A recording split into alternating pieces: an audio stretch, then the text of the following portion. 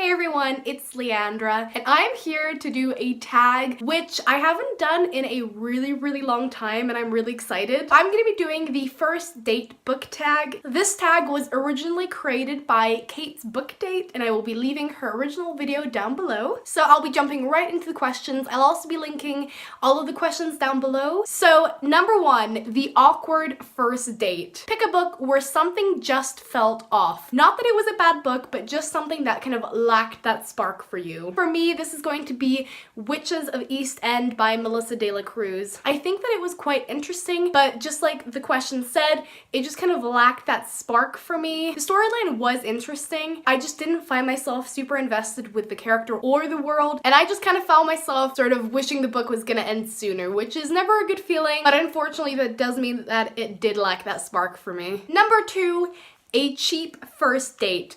A book that turned out less than you expected. So for me, this is going to be Fahrenheit 451 by Ray Bradbury. I heard so many amazing things about this book. I was just absolutely convinced that this was going to be an amazing, compelling dystopian novel that has a very powerful message. And indeed, it does have a very powerful message, but it was also just so boring. I absolutely did not like the main character. I think that he was very strange. I didn't really feel like there was any progression in the storyline or the world building or the characters. Overall, I was just super disappointed, and it definitely did not live up to its hype. Number three, A Well-Prepared First Date. A book that turned out better than you expected. For me, this obviously has to be the book that I've been raving on my channel for the last couple of weeks, and that is Ready Player One by Ernest Cline. I didn't actually really know what to expect with Ready Player One. I knew that it was something about virtual reality, video gaming, and I was really excited to get into it, but I feel like when I first picked it up, I thought that I wasn't going to like it so much, but boy was I wrong. I just absolutely loved the book so much. I just fell into the world. I loved the main character Wade. He was super compelling and amazing to read, and just the whole book just sucked me in, and I couldn't stop reading. Number four, Hot But Dumb. A pretty book that isn't so hot on the inside. I am going to have to go with An Abundance of Catherines by John Green. I think that the cover of this book is very interesting. I like the cover. I wouldn't say that it's exactly hot, but this was the only book that I could kind of pick out for this question, but I freaking hated this book. This is probably my least liked book on my Goodreads list at the moment. It was super boring. There was nothing interesting about it. The dialogue and the storyline just had nothing going for me. I'm really sorry, John Green. I absolutely loved The Fault in Our Stars, and I did also like Paper Towns a bit less than A Fault in Our Stars, but I did still enjoy it. But this book was just horrible. I'm so sorry for saying that. Number five, A Blind Date. A book that you picked up without knowing anything about it. This might come as a shock to some of you guys, but I'm actually gonna have to go with Legend by Mary Lou. I actually kind of just picked up this book because I saw it on so many people's Goodreads list. I saw that it was a very popular book, really popular YA book, and I was really intrigued to read it. The cover was also just really compelling, and I kept seeing it when I walked into my local bookshop, so I was like, okay, I have to read it. I think that the only thing that I knew about it was that it was something to do with like the future or something. I absolutely just didn't know anything else about the plotline, which is really weird because you'd think that I would have come across some sort of YouTube video where someone was explaining the sort of synopsis or something, but I think that by the time that I read it, which was about like half a year ago or something, people were sort of out of the hype of this series. Like, people didn't really talk about it that much, so I never really came across a new YouTube video or someone's, website where the synopsis was explained. So that's probably the reason why I didn't really know very much about this series, but I did really enjoy it. Number six, Speed Dating, a book that you read super fast. So this book was definitely The Giver by Lewis Lowry. I think I read this book on a plane ride. I just speed read this book. I was so invested.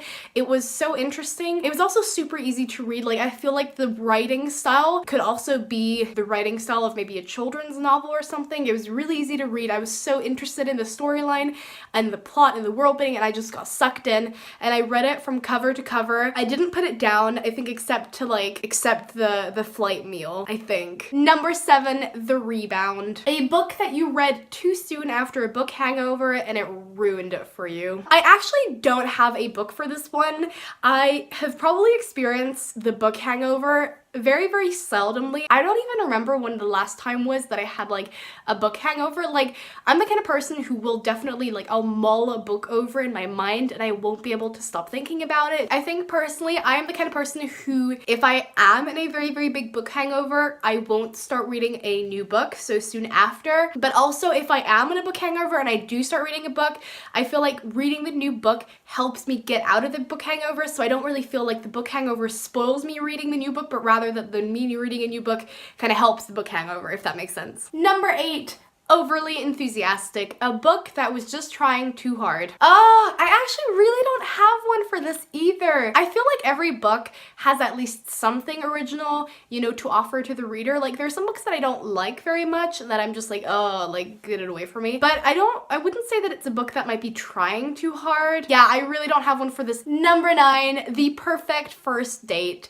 A book that just did everything right. I am going to cheat with this one. I'm gonna pick a whole series. If you've been on my channel for any kind of period of time, you will know what series that is. And that is no other than the Vampire Academy series by Rochelle Mead. This is my absolute favorite series in the entire universe. Like, I cannot explain to you guys how much I love these books, how much I cherish them, how obsessed I am with them. I just absolutely love the Vampire Academy books with all of my heart, and I tried so hard to think of a favorite one, but I just cannot. I think if I had to absolutely narrow it down to any amount of books in the Vampire Academy series, I would still be left with Shadow Kiss, Blood Promise, Spirit Bound, and Last Sacrifice. Each and every book is just so individually crafted and has such a unique storyline, whether that is the setting that the book takes place or the plot or the kind of problems that, you know, Rose and Lissa are dealing with. It is just so unique,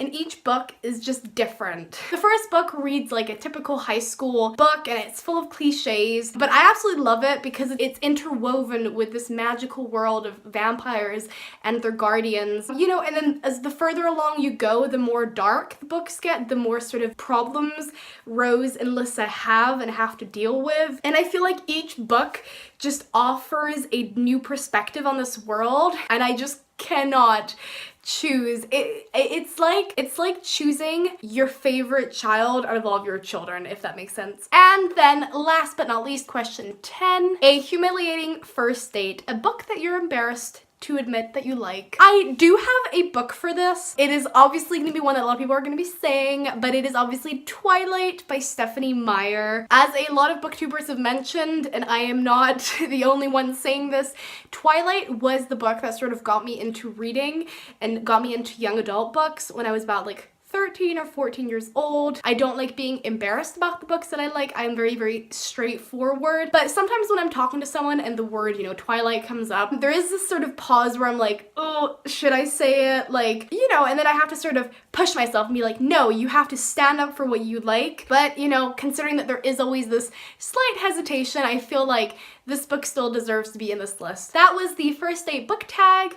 Please let me know down in the comments if you guys enjoyed this tag, if you guys are going to do this tag. If you do make a video, please leave your links down below. I would love to come see your answers. So yes, I definitely tag any one of you guys who wants to do this tag. It was super fun, and obviously because I'm a huge romantic person, I love thinking about dates. I love going on dates with my boyfriend, so it was really fun to think of books that match the questions. If you haven't already, please hit that subscribe button and hit the thumbs up if you enjoyed this video. I might not be able to get a video up for you guys in the next week because A, I'm going away for a week to visit my best friend, and second of all, I'm already filming this video super late because I've been very ill over the past week and I still have a cold, so I don't think that I'm going to manage to pre-record a video for you guys for the week after I put this video up. And also, please let me know if there are any tags that you guys would like me to do, or if any of you guys ever want to team up and buddy read something with me, please let me know. I'd really appreciate it. Thank you guys so much for watching, and I will see you soon. Bye!